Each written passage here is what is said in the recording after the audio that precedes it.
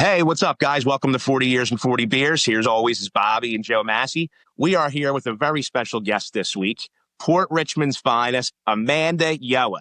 Welcome, Amanda. Amanda, welcome. How are you? I'm good. How are you guys doing? We're doing great. We really appreciate you finding some time to come on. You know, for what we've seen on your social media pages, you're certainly extremely busy. Yeah. So we really want to thank you for making the time. No problem. I love being able to chat it up when I can. I love doing stuff like this. So to me, it's, it's all part of it. I enjoy it. So thanks for having me. You're very welcome.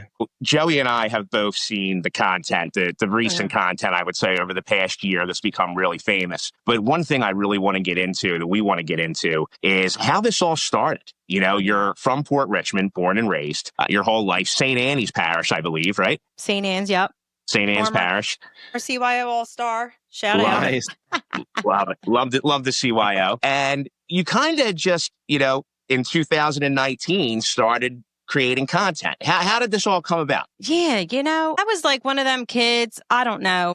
It probably has a lot to do with my ADHD, but kind of like didn't know what was for me in life. And I really started getting I was in a really bad place, like right before I had my daughter, like mentally, I suffer from like depression, anxiety and all that. So, I went through just kind of like trying to heal myself in my life and just kind of like found my way through, working on myself. And I wanted to start off like a platform paying that forward. So that was kind of like my beginning point for all that. And then it kind of just went from there. It's long story short, that's the gist of it. Really, that's interesting. So I guess some folks would take the approach of like venting about their depression or using a social media platform, to complain or rant. But you did the opposite, it sounds like, right? It sounds like you made peace with whatever was going on, and then you started using social media in a positive way instead. Yeah, like, just kind of being real and sharing my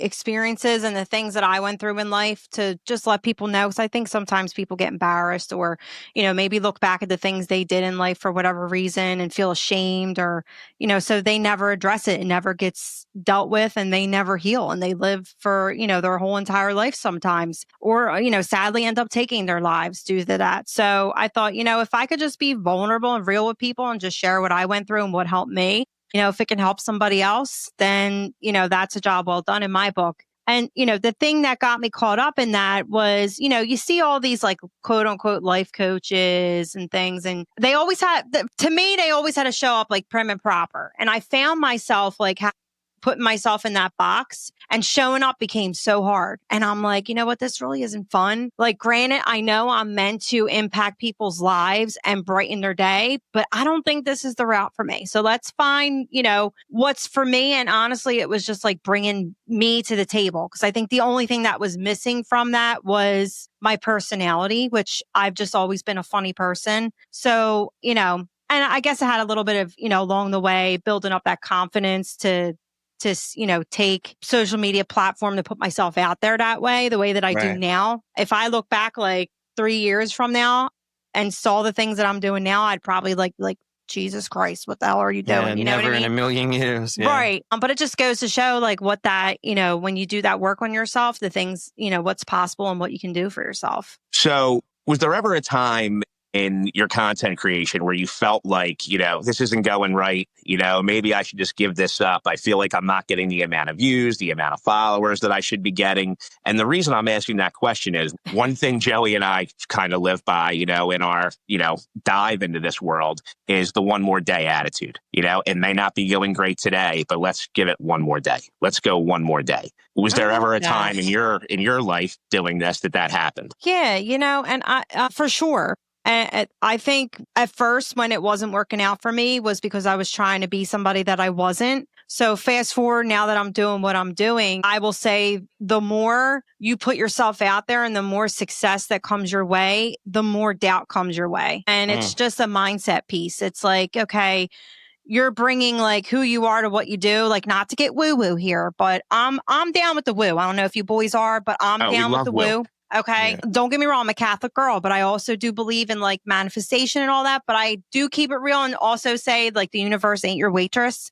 So you got to work for what you want in life. They're not just going to hand it to you on a silver platter. You know what I mean? So for me, it's always like whenever you're doing something, you have to bring that piece of who you are to that doing. Otherwise, it's never going to happen. So for me, it's always that mindset because right now I'm doing things that are definitely out of my comfort zone. Definitely something that my peers and the people I grew up with are not doing. Definitely, it's out of the box. So it's a constant, always working on my mindset, especially when you also get like the haters come out of the woodwork, like cockroaches. They'll be the first ones to doubt you. And, to that, I just say it's really just a reaction to you doing something that they wouldn't have the balls to do themselves. So in that moment, you got to tap in and ask yourself, like, who am I invested in here? Am I invested in this person that's not doing the work on themselves? Or am I invested in me? Right. So I'm always going to choose me 100% of the time. But yeah, it really comes down to just constantly keeping up with that mindset. And it's a constant battle. You know what? We talk about this all the time, especially when there's haters on your reels, right? Or on your page. There's no such thing as bad engagement. Yeah. I say it all the time. I'm like, thanks for the engagement, hon. Yeah. You believe the things I get. It's crazy. But People are like, you're not from Philly. I'm like, okay. Yeah, with that accent, you're not from Philly. No, can't be. Yeah. Or this is such a fake, I get like, this is such a fake accent. I'm like, all right, hon, have a good one. But it doesn't make it any easier to let it roll off your back, though. You know what I mean? No, it's definitely not. No. Yeah. And which is why like the mindset's important. Yeah. It's interesting you said that once you started being you and doing something you loved, then things started to change. But you're also saying that you're doing something out of your comfort zone.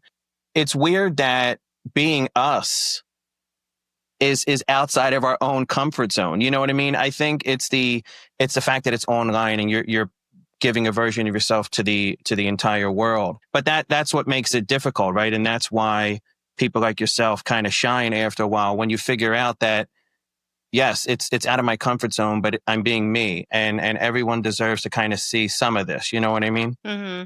Yeah. I there's going to be people, like I said, that take it one of two ways. They're either going to be inspired or they're going to be triggered. And that really just boils down to them having the willingness to work on themselves through, being inspired by your content, or they can choose to stay stuck and, be the hater in the comments. And you just say, thanks for the engagement. Yeah. So you're Port Richmond, born and raised. Take us through growing up in Port Richmond. I mean, was it the typical inner city Philadelphia lifestyle? Like, Massey and I are both Southwest Philly, born and raised. But I always tell people this: our pocket of Southwest was a little strange. We had grass. We had lawns. It was really, really weird, like where we were. Okay. So what we neighborhood? didn't have like we lived in row homes, but you'd come out of our row home and there'd be a lawn in front of the row home. Yeah. Oh my God. Little patch, little block of grass up front. Yeah. Yeah. It was a little different. My mom is still there off of Island Avenue out by the airport. Oh, okay. Yeah. I know where that's at. Yeah, like there's spots like Mayfair that are like that too. They got their little patch of grass. That's where it's the same exact setting. Yeah. Exactly. That was kind of like the way it was. Back in the day, those were always the people with money. Like, oh, they live up in Mayfair. They have a nice little front lawn. Now you go up there, it's a totally different world. I mean, everything's changed. It's crazy, But growing up in Port Richmond, I loved it. As a kid, it was such a good time. I love talking about back in the day, going to your corner store, your neighbors, everyone looked out for each other. Everyone knew everybody, sometimes a little too much because you knew everyone's business, and reprimanded by the neighbors. Right. I was just going to say, I had this one lady that lived across the street, God bless her. But she used to rattle me every time I did something to my mom. And I'm like, why can't she just mind her business, Yeah. But she's your mom's friend and she was working for your mom. Yeah. I'm like, she's always in my business. But, that's just how people were. They looked out for one another. It was a sense of community that I feel like is still there, but it's dwindled a little bit. And I know there's people within the community that I grew up with that are now trying to just hold that torch and keep that Port Richmond pride, of just tradition and that sense of community and togetherness. Because I got to tell you, as time went on, you have these people that move in, and don't get me wrong, they've brought some great, businesses and places to the neighborhood that we never had. But on the same token, they're just not, when you're not from the area, it's hard to kind of I guess, get people to, It's like, this is how we do things around here, hon. You know what I mean? Like, they kind of keep to themselves. They're not very neighborly, at least from what I saw. Maybe some are, but from the ones I've interacted with, they're not very neighborly. They keep to themselves. You can say it, the hipsters. You can say it. The yuppies. The yuppies, yes. Yeah. And God bless you, you know. When you're not cut from that cloth, it's different. Yeah. Right. Yeah. So, you know, it's lost it's not what it used to be when I was younger, my neighborhood, but it still has those like gems that just make Port Richmond what it is. I love my neighborhood. My family still lives there. My grandmother's still there. My mom's still there. You know, I got tons of relatives that live in the area and we're always there. Our business is there. We own a restaurant like your typical cheesesteak, wings, hoagies in Port Richmond. Nice. So we're always in the neighborhood. Yeah. What's the name? The Fresh Works of Port Richmond. Beautiful. We'll have to make sure we plug that. Thank you. I forget the guy's name. I saw somebody on social media talking about the Cooper to John sandwich at Freshworks. Yeah, that's awesome. And I saw you have the shirts on every now and again in your videos. Yep. Yeah. That's That's a good sandwich. I can't really do it because it gives me heartburn. I got a bad relationship with hot stuff, but everyone raves over it. But Freshworks is your family's place. Yep, my husband and I own it. Oh, that's awesome. Yeah, that is awesome. Yeah, we've been there since, I want to say 2011, right off on Belgrade Street. So this is a confrontational, and let me know if this was like how it was in your neighborhood, gentlemen.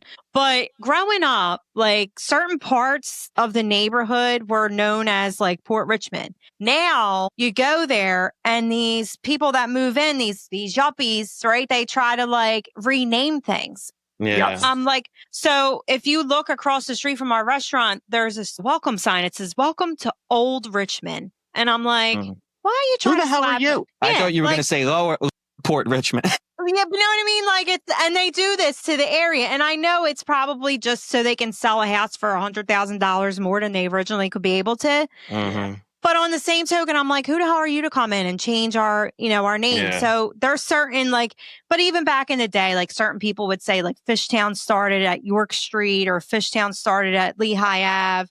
There was always a constant battle. We always knew it from like the playground. So like Sion, I grew up, I spent a lot of times, I was raised partially by my grandparents. So I spent a lot of times by Sion, but then my mom lives over by Cahox.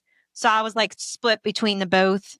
Mm-hmm. So yeah, it's an ongoing battle of, what is my neighborhood anymore? I don't even know. That's how it was in Southwest. Southwest was all playgrounds too. You were either from Finnegan's, or you were from Elmwood Park, or you were from McCreesh or 63rd Street, right? Those were the four. Yep. You'd be like, oh yeah, I live near 63rd Street. I live near McCreesh. Yeah. And they tried to, there was a section called Eastwick, but if you're familiar with South Philly at all, South Philly has Packer Park, right? Where the stadium and the lake is and stuff. Then they have Pennsport down near 2nd Street. Yeah. And they tried to label a section of Southwest as East Packer Park. You know what I mean? Stuff like that. Like you're saying, like Old Richmond. Yeah. Yeah. Like, what are you doing? Yeah. I don't know. Just call it Southwest and call it Port Richmond. It was just Southwest Styles. Yeah. So where my restaurant is, a lot of people who just move in, they'll say, "Oh, I live in Fishtown." And you're like, "No, you really don't. You live in Port Richmond." But if you want to think that, God bless. Yeah. I'm curious because my husband's in the string band. So he's in South Philly string band. That's, but that's not like where all the, like on 2nd Street,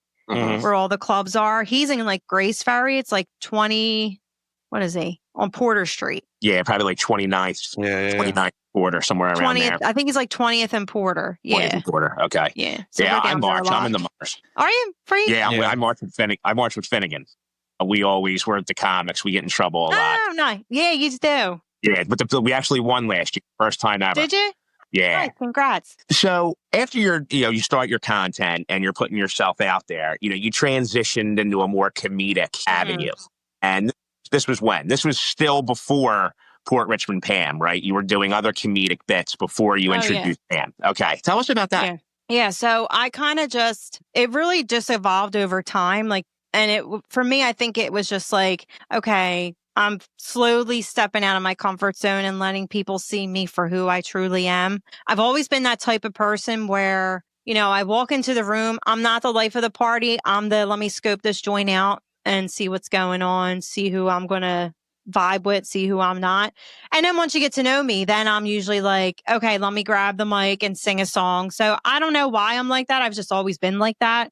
So I've really worked on myself to like just drop that, barrier that I always had. So I think the evolution of that just kind of brought me to where I am today of just, not really caring what people think. And like I said, the mindset, working on myself and the things that I want to do in my life, having a clear vision of what that is, I think all kind of brought me to where I am today and just, making things fun. I always, for me, comedy was always something that soothed my soul. I always grew up. My uncle was 17 when I was born. I lived in my grandparents with my mom, my aunt, my uncle, and he was always watching Saturday Night Live. I probably shouldn't have been watching half of the shit that I was watching at such a young age, but I'm thankful for it because I have all those old school influences like Eddie Murphy and, all the old timers from Saturday Night Live that people probably my age, I'll be 40 in January, wouldn't have,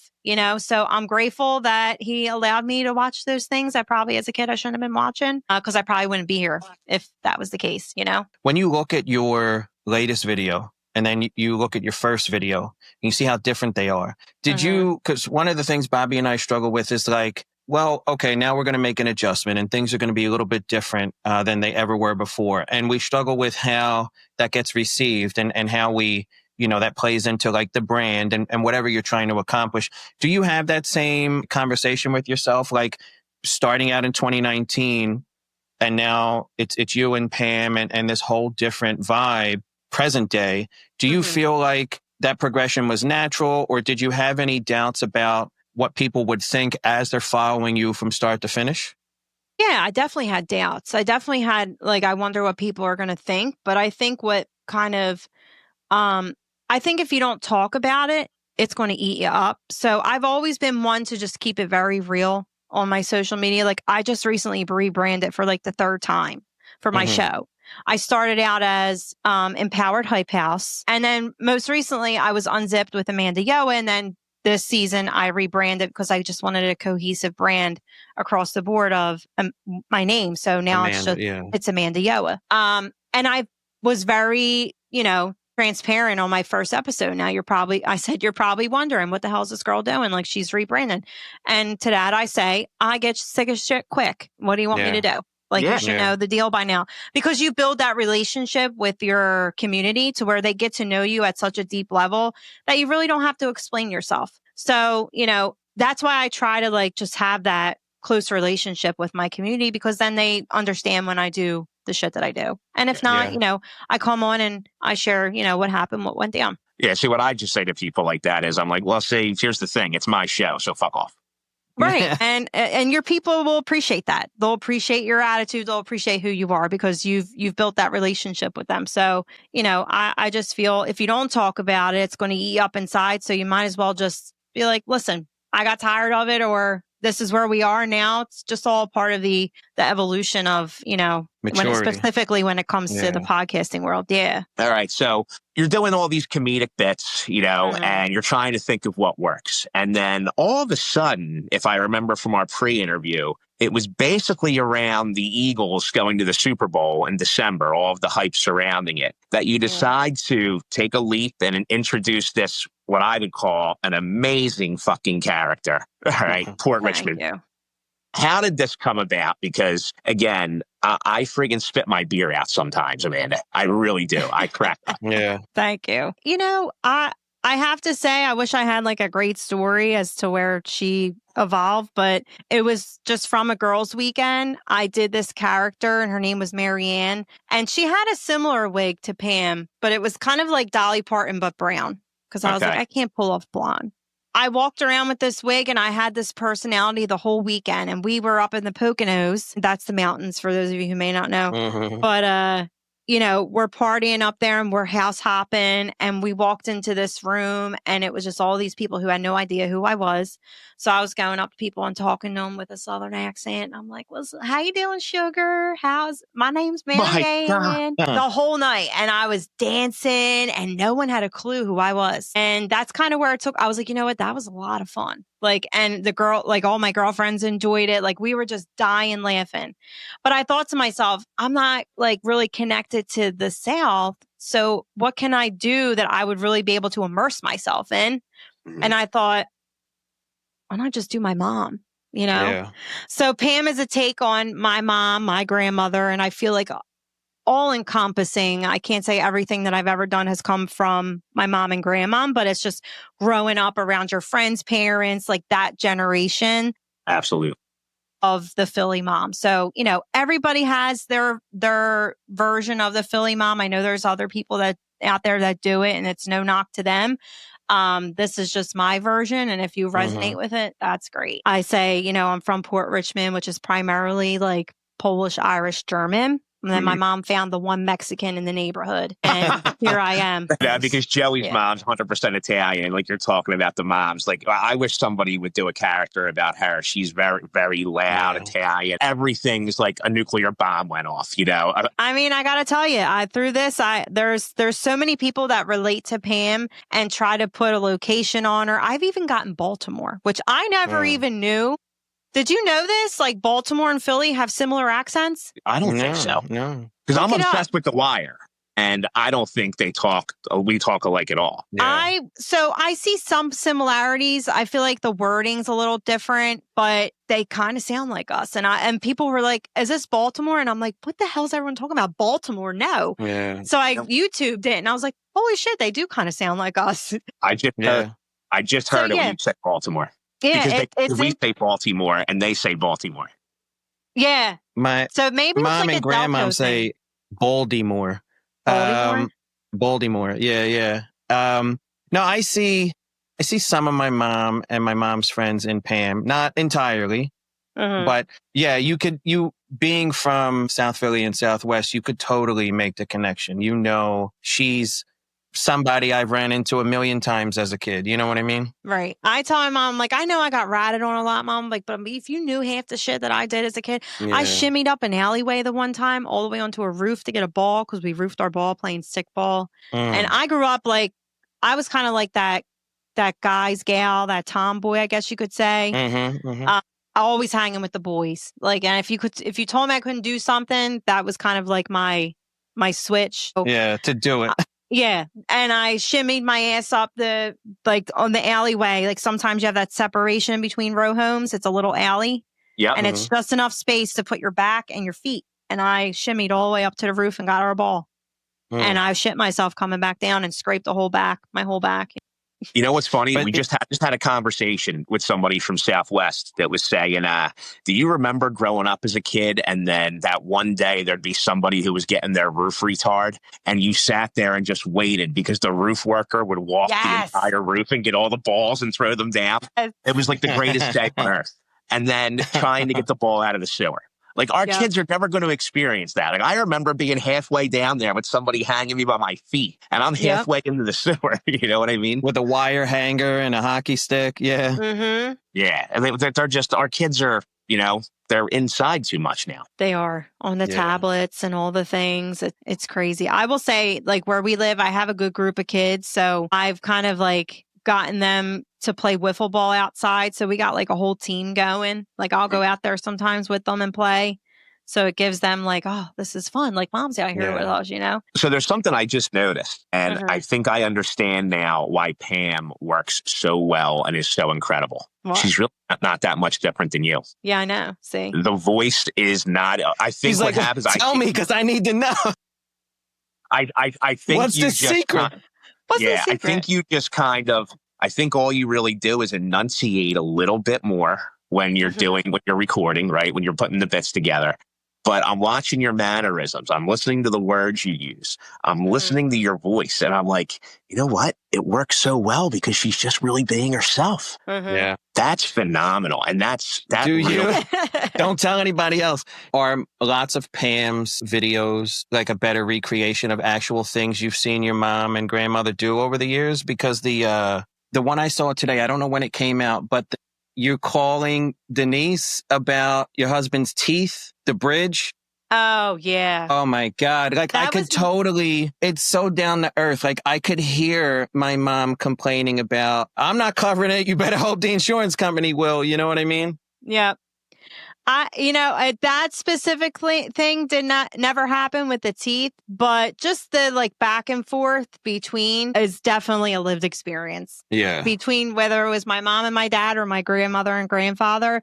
I always said, because like when I was in my college years, I lived with my grandparents, and I wish I had like a camera, and I wish like the internet was what it is today back then, because I would have a whole series of like real life Pam. Yeah. And, the family is funny for sure. Yeah. It's hilarious. It's hilarious. And, it's the truth, because people come on my page and they're like, this is my childhood. This is great. And they laugh their asses off, But yeah, I will say Pam is not far off from me. I think the cigarette for me is what enables me to get in character, because I think that's truly what separates us. Certain words are said a little different because you have the cigarette lisp, because it's always in my mouth.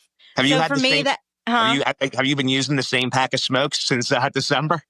So this is what I do. I just talked about this week on my show. So my mom smokes Marlboro Lights. That's where I get my pack from. So I ask her for my empty every time, like if it's worn out, I'm like, give me an empty pack, like a new one. And then I just go on that Amazon and order like cheap herb cigarettes. Okay. Okay. Now, that being said, don't get me wrong. I do enjoy a drunk cig every now and then. Yeah. I'm my mother's child. I'm my grandfather's grandchild. Like, it's in a long line of chain smokers. So I chose, like, I don't smoke in real life, but I do love a drunk cig every now and then with the girls. But that's what I do. I just buy the cheap cigs online and just put them in the pack. Yeah. That's funny. I got to tell you, I just saw the one video and I thought it was something we could all relate to, being from Philly. I think it was pretty recent, where you're having a party and you're talking about, I think it was for the Eagles, and you're talking about how who's bringing the potato salad, and you have Miller Lite and some Coors Light. And I guess your uncle wants to come, and you're like, yeah, I guess he can come, but tell him I don't want any acting up. Last time he was acting up all drunk and went through the table, and then you're doing the thing with your hands. I mean, we've all been Everybody's got that one guy. Like, oh my God. Arguing on the phone in silence. Yeah. So most, like you said, most of the videos are, basically, especially the family ones. The family ones, I think, are the ones that hit home the most, right? I think those are the best. And then you also had a really interesting experience recently for your channel, which was you went down to North Wildwood as Pam. Oh, yeah. And from what I saw out of that, you need to settle down with those jumbo mozzarella sticks on the boardwalk. But other than that, oh my God, did you see that thing? Yeah. Well, that was actually at a festival in my neighborhood, but that thing was so good, so good. That's awesome. Were you amazed at how many people like knew who you were? I mean, because obviously you have a tremendous amount of followers already, but when you go into a crowd like that, people aren't really worried about Pam walking around. At least you don't think that. And then all of a sudden, the reaction, was it just like, shit, this is really taking on a life of its own? Honestly, I will say my first realization of that was Memorial Day weekend. We did a parade in Bridesburg. They always have a huge Memorial Day parade. Okay. So we made a float, and it was for me and our business. And we were throwing shirts, and we had music going, and I was on the back of the float dressed up as Pam. And I got to be honest, a part of me was like, listen, this is either going to go one of two ways. And either way, who cares? They're either going to look at me and be like, who's this lady with the glasses and the wig with the cigarette hanging out of her mouth? Or everybody's going to know who I am. So that was my first time stepping out as her. And I was shocked at how many people knew her, like stopping for pictures. Like, I just didn't think that she'd be that recognizable that quickly. But it surprised me. So like, now you'd be surprised. I really can't go anywhere without somebody stopping me. Like, we were just at a Phillies game. I have people that come up to me, even when I'm not dressed like her. Like, I'll be like this. Do you have to carry the wig and cigarette with you?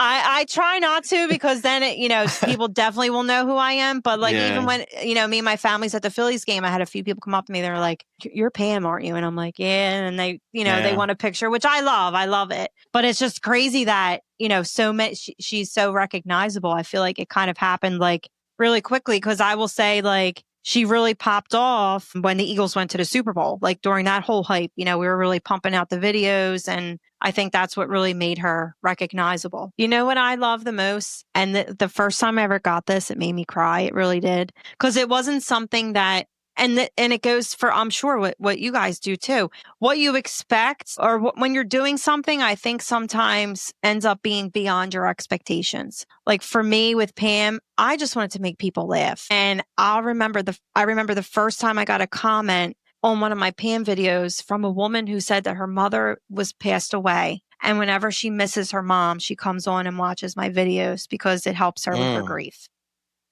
I read that. I mean, I still get goosebumps when I say that. And I get comments like that very often that I remind people of their parents or their aunts or whoever, someone that's not here anymore. I never expected that from this at all. But it's beyond my expectations in the most positive way. And I think for me, that's when I really when Adrian's laying in the bed and Rocky goes over to her and she's like, come here, win. And the bell dings and it's like, what are we waiting for? Like, that was my moment with that, I'm like, holy shit, this is like something big for people other than laughs, so whatever doubt I had at that time, which believe me, I've had some there, you're going to get your doubters, your haters from the people that are the closest to you, which can be like hurtful. And I think in that moment, I needed that the most. So I love being able to provide that to people. Yeah, that's fantastic. Yeah. I mean, maybe Pam kind of popped overnight, but it was because Amanda was grinding for 7+ years. You know what I mean? Yeah. So like it wasn't really overnight. But no, I get that. Yeah, one comment like that probably washes out all the negativity. Yeah, absolutely. Yeah. Who do people dislike more? Like when we talk about haters, the negative comments, the people who have trouble with what you do, like the people who are stuck, like we were saying earlier, who do they dislike more? The regular Amanda videos or the Pam videos? I get the most hate probably on my Pam videos. Yeah. And it's not anything crazy. It's just people who, try to say this isn't relatable. And I just got to a point where I really don't. I'm like, thanks for the engagement, keep it rolling or whatever. I think that's probably the extent of it that I get. I will say the worst hate that I think I've ever received was like I said, it really goes to when someone you don't know says something to you, it's not going to hit as deep as if you were to receive it from somebody that's in your life. Right. So I've gotten hate from people when I first started doing Pam. And even as, I've gone on doing Pam, I've gotten hate from some people that I would at least expect it from, but they were people that matter to me. They were in my circle. Mm-hmm. That cuts the deepest. And that's I feel like when doubt really comes in, because you look at those people, they're your peers, right? They're your equals, but then you have to take it back to what you're doing. And you're like, okay, I'm doing something that within my peers, nobody's doing. So I can't expect them to fully support something that maybe at the end of the day, they try to put themselves in my shoes and it scares them or it makes them uncomfortable, So I really focus on trying not to take those things personal, even though sometimes they do cut a little deeper than most. Yeah, you can't help but, and not even support. Like sometimes they can't even relate. Right. Yeah. Right. Yeah. So, I've dealt with a lot, but as far as the internet trolls go, you can tell who a lot of those pages, people just go on there just to talk their shit. And it's like a job for them. Nothing better going on in their lives. Yeah. They're in their mom's basement doing whatever. And I'm like, you know what? You live your life. If that's making you happy, thanks for the engagement. We'll call it even. So I think I want our listeners to know as well, you're multifaceted and multi-talented, besides the Instagram videos you put out, the reels. Glad somebody told me. You have a podcast, that you do. You've also ventured into the stand-up world, correct? How's that going? It's definitely things that I've done. I was really present on social audio. There's a lot of social audio apps and I've done other speaking engagements where I've, been in front of people, speak. I've emceed events for women's groups in Philly when they've had their events. So I think kind of getting that initial fear of getting up in front of people and speaking, I think you got to get that out of your way first, because then comedy is a whole other beast within itself. Because not only do you have to get up in front of people, you also have to be funny. Yeah. And they're going to tell you if you're not, So nothing worse I'm kind of glad, right?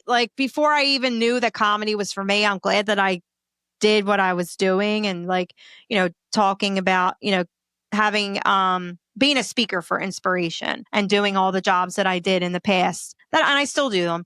Because I think that's what helped me make this a little easier. So then it just comes down to, writing your shtick and just getting up there and doing your thing. But it was, for me, I'm the type that gets nervous beforehand, and then I get up there and like a switch flips and it just goes away. And then I get off the stage and I'm like, all right, let me go in a bucket. Yeah. Kind of like that. Yeah. So that seems to be working out for me. If that's how it's going to be, I'm good with that. I can deal with that. Yeah. But my first event was, we did Currens in Wildwood, and it was great, and I feel like you're your own worst critic. So for sure. Having that feedback from people was nice, saying, I did such a good job and that. So now I have an upcoming show in October with Joe Conklin. So where at? I'm excited for that at Currens Tacony. Okay. All right. Joe Conklin. That's awesome. Man. Yeah. Yeah. That's a really unbelievable opportunity, I bet. That's really right. And he's such a sweet guy. Nice. That's awesome. He became like a staple of like WIP. JoeConklin.com. Like, I was so nervous. I get nervous meeting people people that I respect for their professionalism and their accolades, right? Like if you're like a fan of somebody. Yeah. I get nervous meeting those people because what if they're like an actual asshole in real life? Then it kind of just ruins your whole vision of that person. So not that I thought he was an asshole, but I just always get nervous meeting people just in case they happen to be like an ass. But he was the sweetest man on earth. And he was especially if you have to work with them too. Yeah. Right. And then I'm like, oh my God, like what if he's a total you just like things go through your mind. But he was the sweetest man and he was so nice. He's like, so I heard you're a newbie, and very like just giving me the opportunity was, I'm forever grateful. So I can't wait. Should be a fun time. Do you feel the need to separate your stand-up material from the Amanda material, from the PAM material, or do you think it's better to kind of let it all bleed into one another? Yeah, I think it all bleeds in. Yeah. I've kind of like been sitting with that, like what's PAM and what's me, because we're stand-up wise, we're very similar. So I've been trying to keep PAM, more nostalgic, like thinking of things that even are before my time, that having the privilege of growing up with my grandparents kind of gives me that leverage of these are probably things that my parents would relate to more than kids my age, or for sure. Adults my age. So having that leverage of growing up with my grandparents kind of gave me that material. And every once in a while I call my grandmom and have a conversation with her. Yeah. You need a little more food. Yeah. Yeah. Need some content. You call grandmom up. Is she still smoking? God bless her. Oh no, she don't. What's funny is my grandma doesn't smoke. She doesn't drink. She's a very Catholic, devout Catholic. My mom's a smoker and a drinker. She's her father's child. Yeah. My grandpa was the Pollock that drank and smoked and came from a family that owned bars, and he was always working at a bar. And yeah. She was a nice little Catholic girl. Yeah. My grandma was the nice Catholic girl. Yes. Yeah. Irish, German Catholic. Yeah. Where did you go to high school? Little Flower? Yes, I did. Little Flower. Nice. I had a feeling. How'd you know? Because everybody from that area. So my family's originally from Texas. Okay. So I have a lot of family who went there. I want my one cousin, I don't know, she's Maura Johns. She went to Little Flower. She's probably 43. But yeah, I mean, I know. It's a big Port Richmond. It's a big Little Flower area, right? It feeds into Little Flower. Port Richmond, yeah. I especially now because Hallahan's not around. But back in the day, and I will say, like, I think my generation was like the first, and maybe the years around me, where people started growing out of that. Because back in the day, whatever parish you went to, that determined where you went to high school. So my parish, St. Anne's, the girls always went to Hallahan and the boys always went to North Catholic. Okay. So you won't meet like anyone my mom's age. There were some that maybe went and branched out and went somewhere different. But for the most part, everyone went to either Hallahan or North from my parish. So it became more prominent as the years went on. Like people just went and did their own thing. But now like Port Richmond is mostly, I will say, either Little Flower. Some go to Hubert's, they get confused, So Southwest was actually weird this way. So you remember I think it was like 1990 when open enrollment started in Catholic high schools. We were really young. But so I went to West Catholic. Massey lives 5 blocks from me, went to Newman. I have friends that went to Bonner. I have friends that went to Prendy. We have friends that went to Roman. Like everybody Yeah. from Southwest. Yeah. I always knew the South Philly girls went to, maybe not Southwest, but South Philly girls went to Goretti. We Goretti, have a lot of South girls went to Goretti. So usually it was if you were Italian. If you were Italian and living in Southwest, there was a chance you might be going to, especially if your mom was from South Philly. Right. Yeah, it was depending on what year. Now, I remember this was like mid-90s. In my neighborhood, you couldn't get into certain parishes if you weren't of a certain nationality. Like if you weren't Italian, you couldn't get into this like if you go down Allegheny Ave in Port Richmond, there's about 5 churches, and they were all down the street. You can see them all. Like it's kind of cool now. Half of them are closed. It's sad, but because there was one for Irish, there was St. Albert's was Polish, Nativity was Irish. What else was there? Our Lady Help a Christian, that was Ukrainian, and then St. Anne's was Irish, and the MDG was Italian. So depending on your nationality, you had to be a part of that specific parish. Crazy time. Yeah, our grade school was like that in the beginning. Our Lady of Loretto, if one of your parents wasn't full Italian, you couldn't get in. Right. But then before we graduated, they changed those rules. They merged with other churches. That's when Bobby and I met. St. Mary's and Our Lady of Loretto merged. But yeah, it was like that in the very beginning. I used to go to church all the time as a kid with my grandmother. Now it's just, you're busy with life and kids. And as much as we say that we probably should make time, but, I'll have a talk funerals with Bob when weddings, I get up there. Baptisms. Yeah. We wanted to ask about the magazine and talk about how that all happened. Like, how did they approach you, and tell us about the steps and the whole process. I love Philly Current. So it's a subscription only magazine, and rightfully so, because the artistry in that magazine is like no other. It's not something that you would see that you could just grab off the rack and pay, like, at a corner store. The photography is like chef kiss. The written article, like when I got my article and read it, I literally cried. And I said to my husband, God forbid if anything happens to me, just read this for my eulogy, because it was just so beautifully written. And I think that's what sets it apart from other magazines. So I came across them through an event that I did with Diva Girl, and a couple of the people that were involved in that were in the magazine years prior. So I found them on Instagram and started following them, just forming that relationship. And they were following me, watching what I was doing. And then they just approached me and asked if I wanted to be featured in their magazine, to which I said, absolutely. I love your magazine. Like I've been a huge fan. I subscribe to it myself. I get it in the mail. So yeah, that's kind of how that went down. Just forming that relationship and doing something that, whatever I promote or what I do, it's things that I actually use in my life, things that I do truly love. I try to keep it real like that. So, if it's something that I don't feel aligned with, I might have to say, it's not for me. Yeah.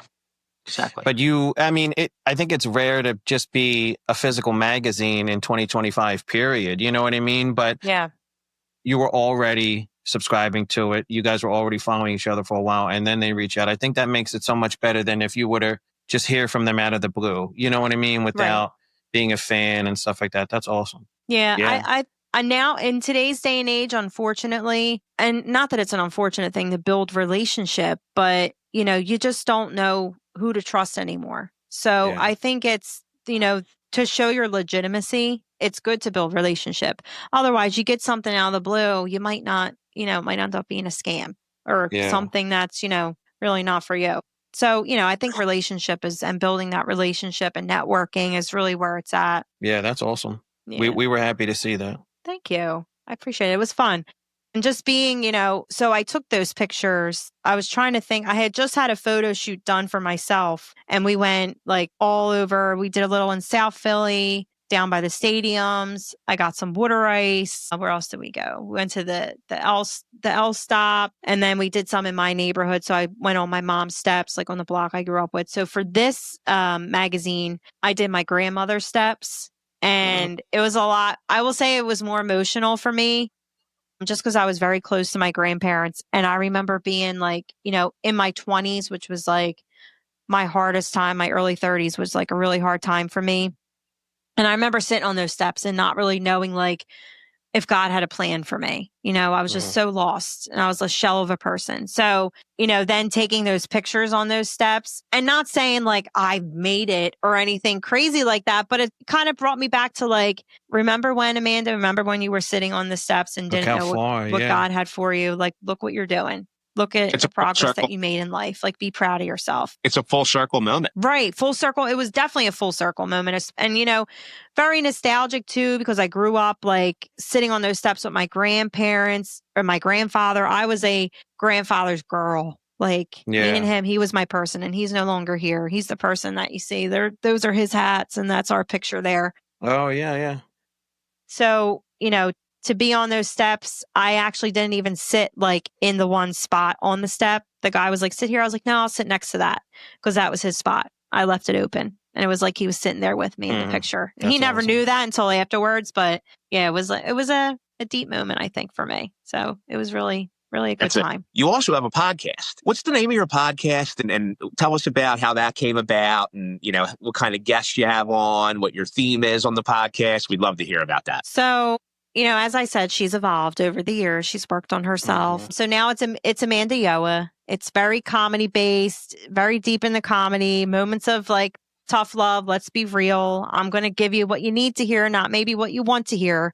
Because, I pride myself in having a girl group in my personal life of women that are going to tell me how it is because I don't want to be surrounded by yes men, because I know that's not going to take you anywhere in life. So I always try to give those moments on my show and, just keep it funny, keep it light, be that escape where, people can just come and get away from the chaos of the world and just have a laugh, maybe take a trip back in time and maybe hear something that they needed that day. So I will say for the most part, a lot of my episodes are solo for now. I want to start taking it on the road. I'm going to start doing some episodes from our restaurant and kind of incorporate people as they come in the door, like on a whim, and just hear their take on whatever it is that I'm talking about. Because I got bored of just talking to myself. Like I'm sitting here every week, just having a conversation in my mind, acting like I'm talking to someone because I know someone's listening on the other end and they're probably in their head talking to me. But, that gets a little crazy after a while. I need that interaction. So I want to take it on the road and maybe start going to just doing like live events where people can come on, be a part of the show, maybe at a bar or a restaurant in the neighborhood and just have some fun doing it that way. But I will say for right now, a lot of my episodes are solo. During my summertime, I like to batch because I take summers off just to be present with my kids. So I will batch content creator series where I do interview and do guest episodes. So that was fun. I'll probably do that again this summer unless anything changes from now until then. But yeah, that's for the most part. I just love to yap and make people laugh. I mean, of course, wife, mother, but you are a restaurant owner, a stand-up comedian, a podcaster, a social influencer. Where do you get, like, is it just like this creative force that's driving you to just get stuff out in any way, shape, or form? Or do you, like, where do you get the energy to kind of try and start to become great at all these different avenues? I will say Starbucks kind of fuels me. That's a staple. But I think when it comes to having the energy, it would probably, I don't know where I would be in life without my husband. I will say as far as our restaurant is concerned, he's like the driving force of that, that gives me the space to help him out with things on the back end, take care of our home, take care of our kids. I was privileged before I started stepping into social media to just being a stay-at-home mom. And I don't mean to say it like just because that's a full-time 24/7 job, for sure. But it gave me that space to kind of sit with, well, what's for me in life? Because I know, we have the restaurant and it does well, but I also have a passion for me.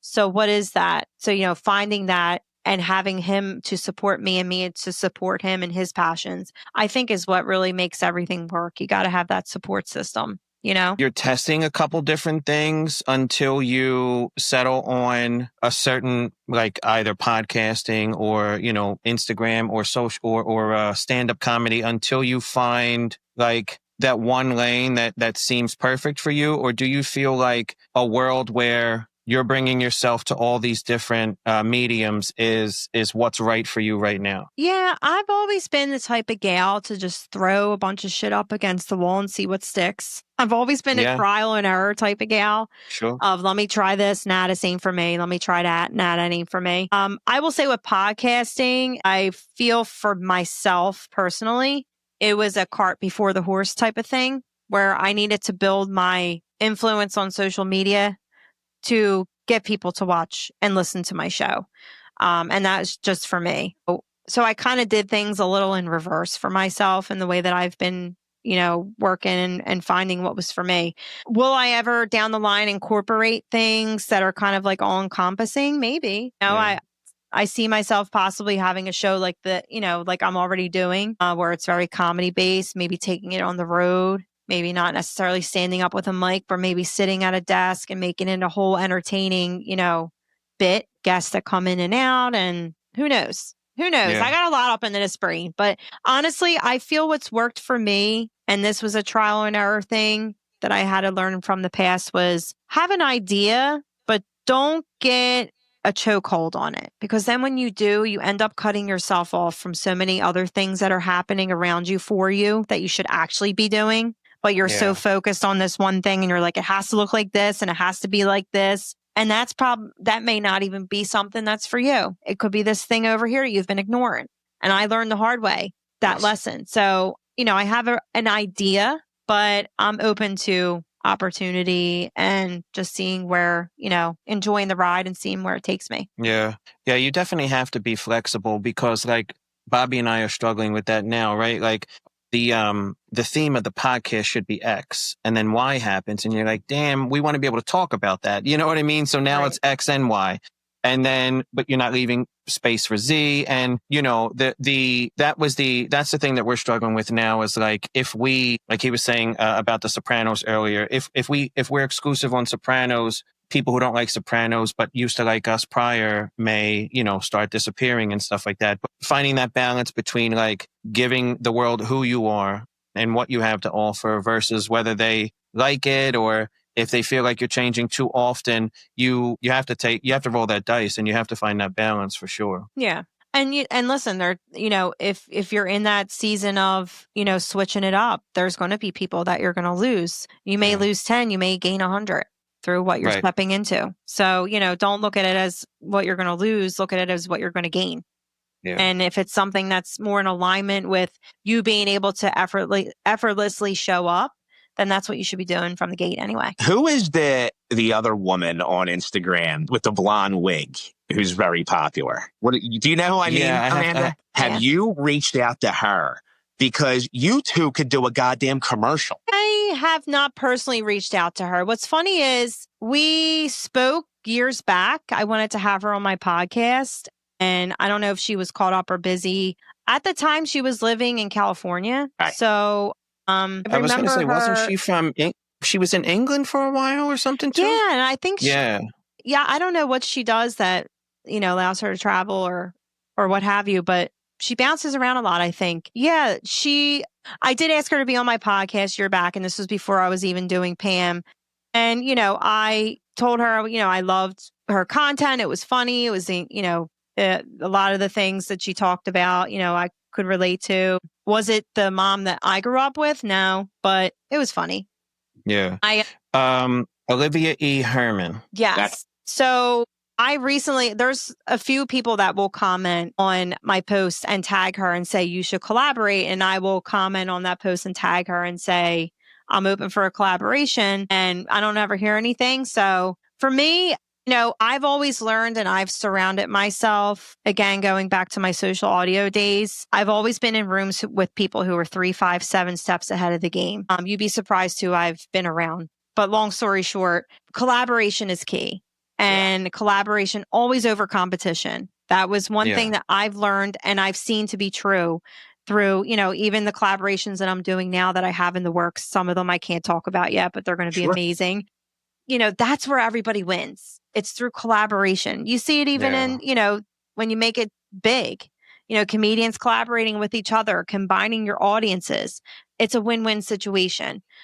So I always try to keep that mindset. I'm always open to collaborating. If it's in alignment with my audience and I know it's something they would enjoy, would be more than happy to do it. And who knows, maybe later down the line, us two Philly moms will get together and have a day out on the prowl doing something around Philly. I don't know. I envision it and it would be incredible, but we'll see. I don't know. There's a part of me that wonders if maybe she feels, this is just my thinking. I'm not saying this is anything that she thinks, but, I just wonder if she feels like I'm stepping on her toes. But I try to set Pam apart because, like I said, like her version of the Philly mom is not the Philly mom that I grew up with. It's completely different. And, I tried to set Pam apart enough, just to give people, because I know that Philly mom doesn't represent all of us. If it's not the mom I grew up with, then I know a ton of other people that can say the same thing. Right. So I just hope there's no hard feelings there, but you got to do what you're called to do. And I love being able to show up and show out as Pam. And I think the more you hone in on just bringing your uniqueness to the table, there's room for everybody in what they do. Yeah. Yeah. I mean, and she's not the first person to put a wig on and impersonate a family member. You know what I mean? Very true. Yeah. There's another one. There is another Philly mom. I forget her name. And if you go on her page, it says the first one to ever do it. Is it Mary Pat? Yeah, I don't know about that. Mary Pat she's Delco. She's a Delco mom. This woman has like short brown hair. She actually is a voice on, what is that one show? It's a cartoon where they all have the Philly accent. She has a part on that show. She's on that show now. She plays Robot one of the Chicken? Characters, her voice. No, not Robot Chicken. No. I think it might be on Comedy Central. It's, it comes on right after I think it's the same people that made The King of the Hill. Created that show. It's very Philly oriented. So whatever channel that is on, I'm the worst with TV. I don't even watch it. But whatever channel that's on, I think the same show. And I don't even know the name of the show. She's one of the voice actors. She's one of the voice actors on there. Yeah. So she made a name for herself doing her thing. So, and that's different from how I, do Pam. So we're all kind of different in our own unique way. Yeah. And there's other people that do, like Kristen, the hairdresser. She's a mom. She's from Staten Island. So me and her talking about getting together and doing something, but I don't know. Nice. Yeah. So tell us what's next for Amanda Yoa, to the extent that you can share. I know you said you have some stuff you can't really talk about. So stand up. Yeah, we have the stand-up show the end of October at Currens to Coney. Come on out, get your tickets. You can check out that information. It'll be on my Instagram. My Instagram's It's Amanda Yoa. I have that coming up. My podcast airs weekly every Friday. Let me see what else. You're on season 4 now? 4 or 5? 6. Okay, yeah. 6. And what? Season 6. What is the podcast on? Apple, Spotify? It should be on every platform. Yeah. Apple, Spotify. Okay. Audio and video? Audio, YouTube. Yep. You can find me all across. You're in the Philly Current magazine latest issue? Yes, please go purchase the business issue of the Philly Current. Shout out to Eddie from the Philly Current. Love you, mean it. Let me see what else do I have going on. I'm sorry, I say Pam has a business in parade floating in her near future. Maybe, yes. Maybe I'll be on a... Thanksgiving's coming up. You got to talk to somebody about that. Right? Get me on a float. So you mentioned earlier that you're working on like rebranding and unifying everything. So where can everyone find all of your content? Do you have a dedicated website that kind of points people to everything, or? I do. Yeah. You can go to amandayoa.com, and it'll give you links to my social media, links to my hotline where you can call in. Please call in and talk to me. I actually have the funniest hotline call in this week that's going to be on my podcast. So I'm hoping people hear that and they're like, that's what she wants to hear. All right, nice. I got a story, and it'll just snowball from there. That's awesome. Yeah. So you have folks call into the hotline, you record that, and then you put it on a future episode or something like that. Yeah, I make it like a segment. Yeah, it was pretty funny. Yeah, we had someone call in. Because this airs Friday. This will come out after this Friday. Mm-hmm. So someone called in and they told a story about how when they were in their 20s, they got drunk, they were down in Old City, and they tried to break into Betsy Ross's house.